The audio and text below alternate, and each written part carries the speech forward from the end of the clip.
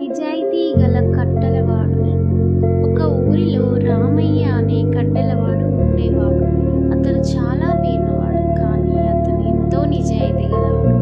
తన శ్రమతో వచ్చిన డబ్బుతోనే జీవించేవాడు. ఒకరోజు రామయ్య అడవికి కట్టెలు కొయ్యడానికి వెళ్ళాడు. అక్కడ అతనికి ఒక సంచి దొరికింది. తెరిచి చూడగా అందులో బంగారు నాణాలు ఉన్నాయి. రామయ్య ఆ సంచిని తీసుకొని ఊరికి వచ్చాడు. ఊర్లో ఆ విషయం తెలుసుకుని అందరూ ఆశ్చర్యపోయారు. ఇంత డబ్బు నీకు దొరికింది, నువ్వు ఉంచుకో, ఎవరికీ తెలియదు అన్నారు.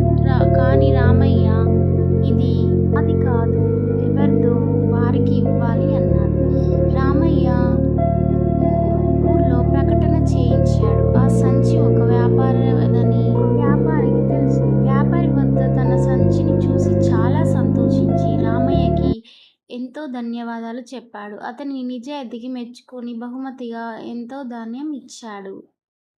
నిజాయితీగా ఉంటే మనకు గౌరవం లభిస్తుంది. అది చివరి మనకి మేలు చేస్తుంది. నీతి: నిజాయితీ మనిషికి నిజమైన ఆభరణం.